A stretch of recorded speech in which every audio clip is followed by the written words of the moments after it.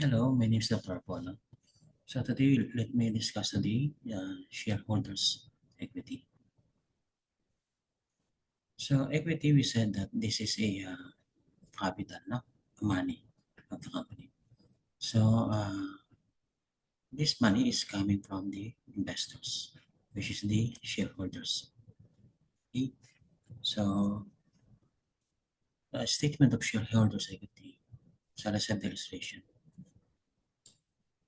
So shareholders equity represents the residual interest in a company's asset after deducting liabilities.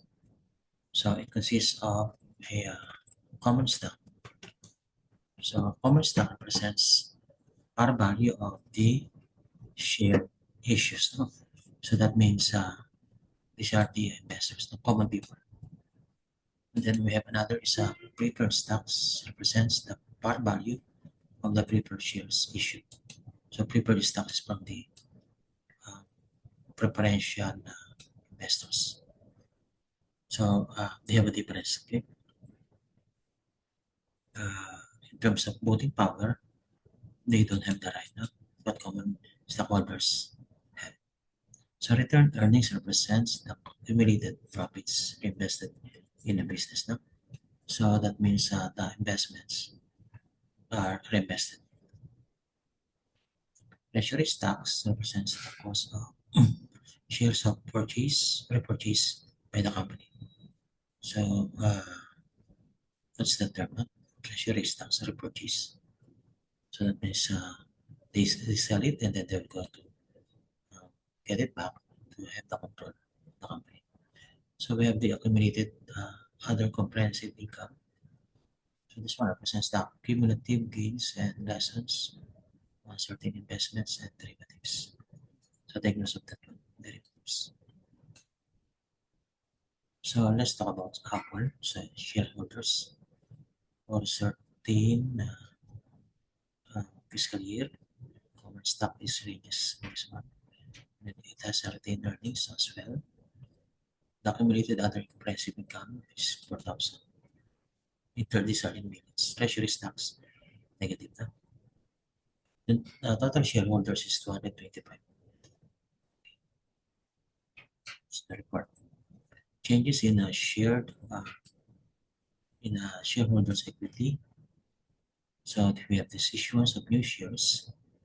Changes in shareholders equity can result from issuance of new shares. So increases common stock and addition with gain capital. And also repurchase of shares. So they includes common stocks and increases treasury stock. No? Then we have dividends payments. No? At the end of every fiscal year, they have to declare the earnings, no? In terms of dividends. So decreases retained earnings, no? Because the investors withdraw them. Net income increases retained earnings.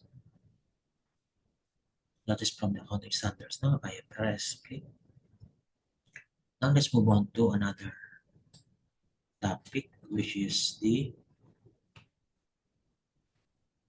um, profit and loss statement. So this is the copy of the profit and loss, no? PN, sometimes they call it PNL. So illustration, profit and loss statement. So we have examples, no?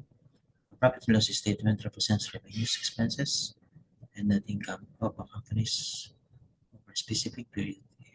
So this consists of revenues, income earned from sales, services, and other sources. Cost of goods, gross profit, operating expense, operating income. This is expense, this is income. Indirect cost, this is gross profit minus operating expense. We have non-profit, income expenses not related to performance. And then we have net income. So let's have Apple. So example, this one, net sales, service revenue, total revenue. That's the revenue report. Cost of goods, cost of sales. No? So maybe insurance, marketing like this one.